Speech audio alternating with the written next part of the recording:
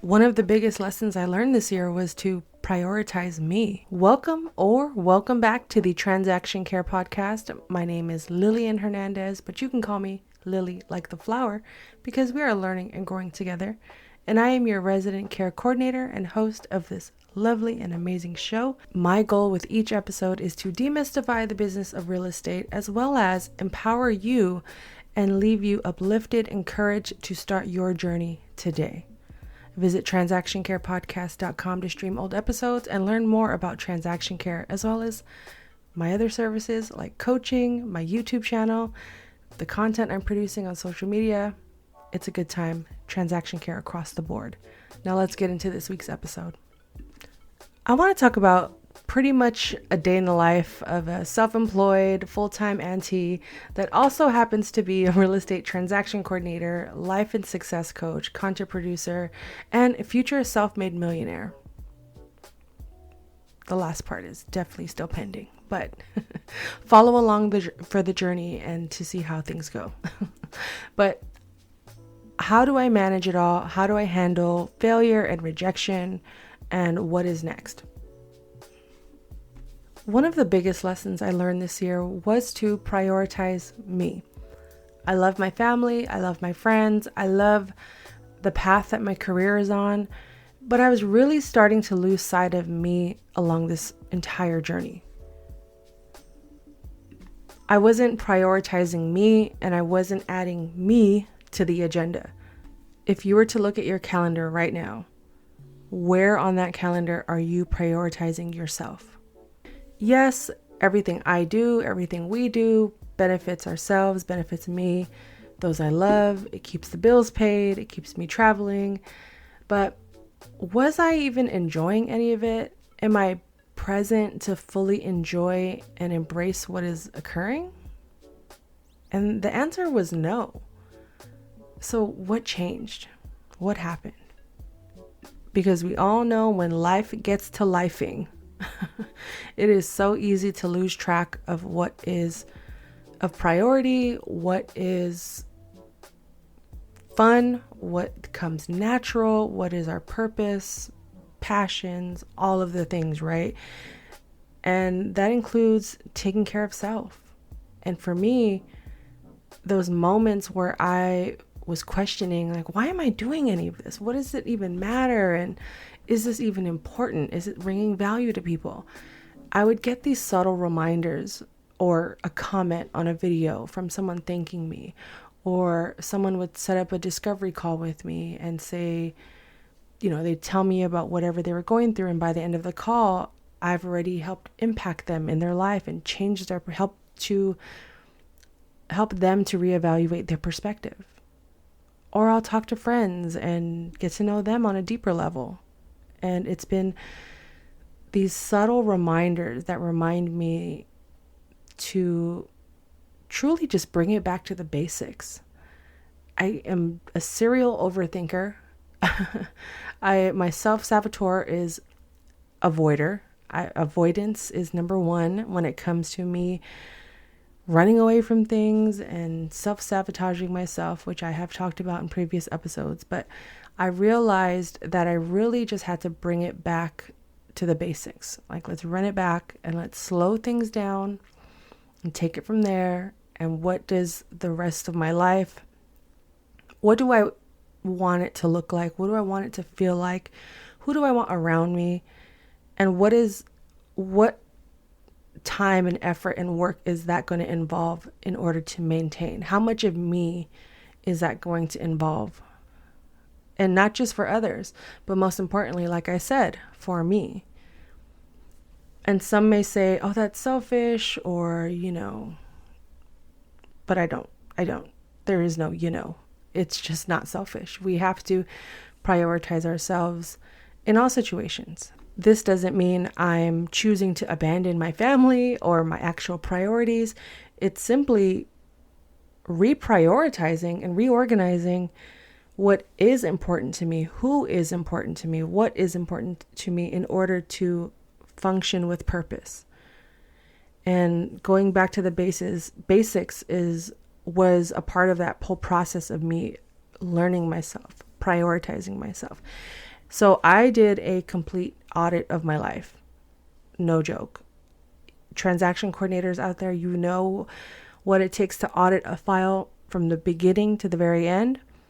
So why not do the same thing for yourself, for your life, for your career, any area of your life where you feel like there can be some improvement. And for me, I needed to do just that. So I sat with myself and made a list of everyone and everything that matters, what I want and need to achieve, what I need to start, finish, and even let go of. Not every idea I had this year was a major win. To be honest, I endured a lot of failures, a lot of rejection, and I had to sit with that. I had to embrace that. I had to not absorb that as my identity, which I have spoken about in previous episodes with many people on this show. And mind you, this exercise was not like a 1-hour task. This is still an ongoing part of my self-work that I do on a daily basis. But the bulk of the work did occur at the top of this year. And as the new year becomes a reality, as it gets closer, take this time, especially if you're having, a slower season with your business, or maybe your job is a little slower, people are traveling.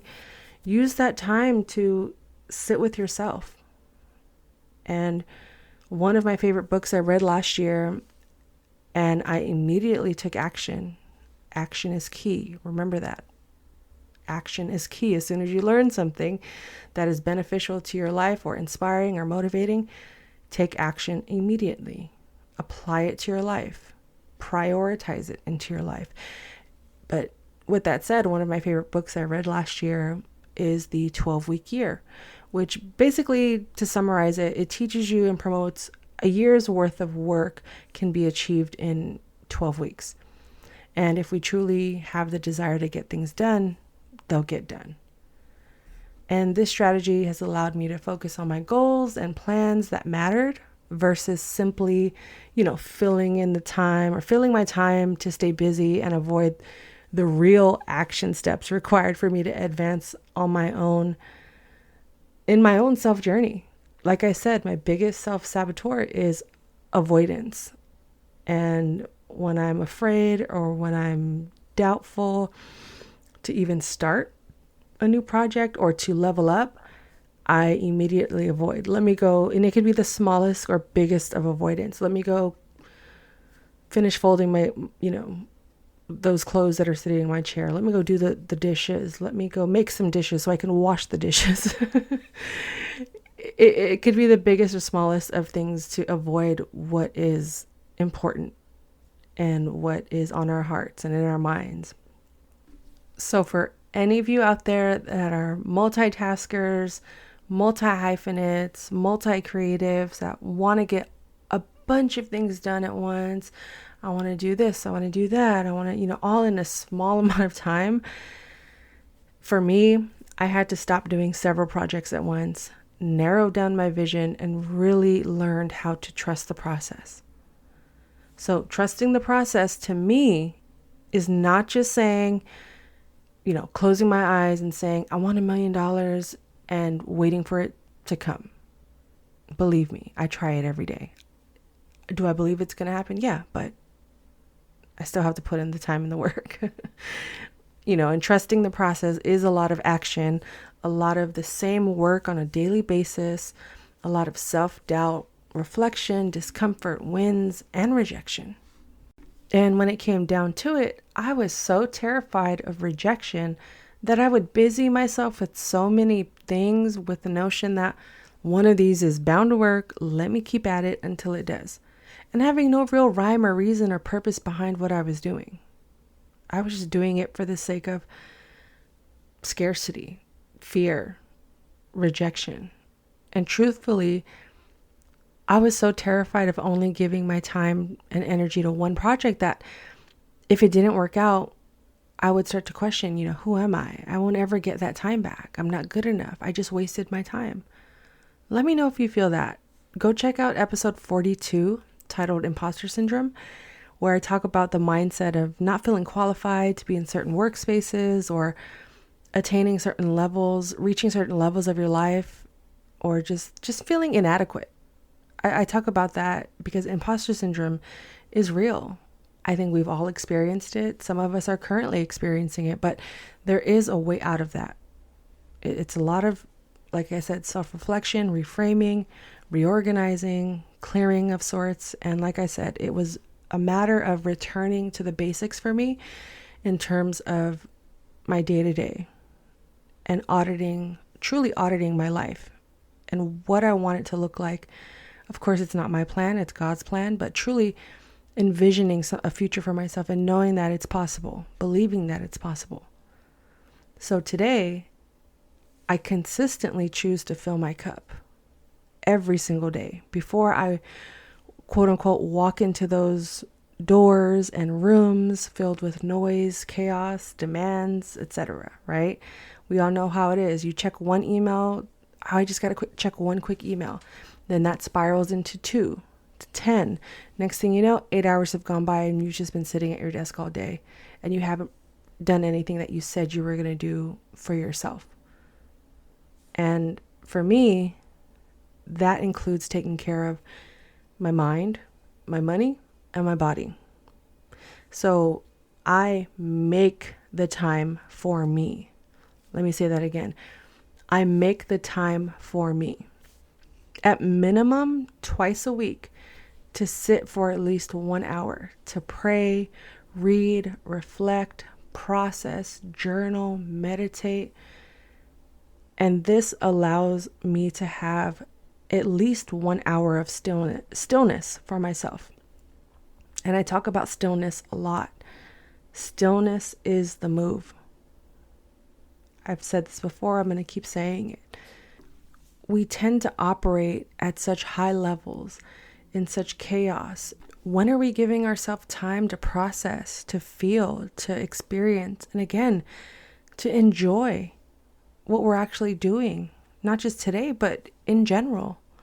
So it comes down to what is important to you. For me, mind, money, body. So I make the time for me. I make the time to review my budgets. How can I reduce my expenses? How can I increase my income? How can I educate myself to feel more empowered with my financial choices? So when I can help others, I'm equipped. I'm ready. But that entails me working on me first. I also make time to play outside, which I've coined as code for working out. It's my way of making something boring and challenging actually fun. Like when we were kids and we used to go play outside all the time. And that brings me joy. Are we prioritizing joy into our lives? I walk, sometimes jog or run, play basketball, and enjoy the quiet mornings at the park. I don't press myself to be the fastest, the quickest, or even the fittest. But I do have an expectation to show up for me, Lillian Hernandez, no one else. And these are promises and commitments I make to myself first before I show up for those that also need my time plus attention. Having that hour or more of stillness and me time, I'm able to buy back my time, which I discussed in episode 46, Eliminate Your Distractions, because what a privilege it is to be still. It's a privilege for us to have that, to simply be present. Learning yourself in that stillness is also so powerful. So I had to stop rejecting me and start prioritizing me. Thank you again for listening to this week's episode. If it resonates with you, please share it with a friend or many. Sometimes the best gifts in life are just simply providing those we love with the opportunity to love themselves. And I hope this episode and all of the episodes have empowered you, encouraged you, left you uplifted and just ready to seize the day, ready to take action on those goals that you've either tucked away or thought were impossible. Believe me, I have my days. No 2 days are exactly the same, My moods definitely are not the same, but I know that when it's all said and done, I'm giving my best, I'm trying my hardest, and I'm doing it with myself, with a whole heart of love, and alongside people I love and enjoy spending time with. So thank you again for being a part of the Transaction Care community, for sharing, for leaving reviews, for being a guest on my show. I'm wrapping up season 1, which is wild to me. I will get into more of my reflection of having a podcast as the 1-year anniversary approaches. What a blessing. But I am so grateful each and every day that I get to do this and talk to you all. And I appreciate you for taking the time out to welcome me into your home, your car ride, your work day, whatever the case may be. You are enough, you are valued, and I truly, truly appreciate you. Visit transactioncarepodcast.com to learn more about transaction care, as well as stream previous episodes with all of the amazing guests I've had on the show. There's just so many keys and gems that were shared, and the vulnerability and the openness that all of my guests have been so generous to share with you all. I highly implore you to go check them out if you haven't, or re-listen to some of those episodes, because again, like I said, there are so many gems and keys in each and every episode, just so much power and empowerment. If you would like to work with me one-on-one, I do offer coaching services. You can head to transactioncare.com/coaching and learn more there, or you can just simply send me an email with the subject line coach.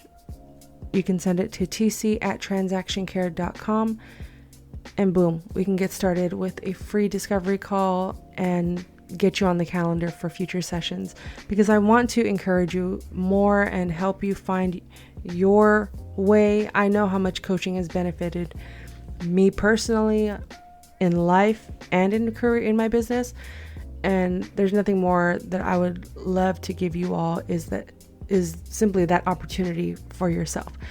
So you can head to transactioncare.com to learn more about my coaching, YouTube, and other projects I have going on, and to join my TC community email list, where you can learn and get discounts, learn about exclusive interviews, and so much more. It's a good time over there. But again, I truly appreciate you, and I hope this conversation has provided you with some value and insight for your week, for your quarter, for your season, for your year. New episodes are released every Monday, unless I say otherwise. As I'm wrapping up season 1, I will be taking a little bit of a hiatus, but you can stream old episodes again, transactioncarepodcast.com. And until then, this has been another episode of the Transaction Care Podcast. My name is Lillian Hernandez, aka Lily like the flower, and I'm giving you the keys. There are no gatekeepers here. Care for yourself, care for your wealth. Your time is worth it. Let's coordinate. Talk soon.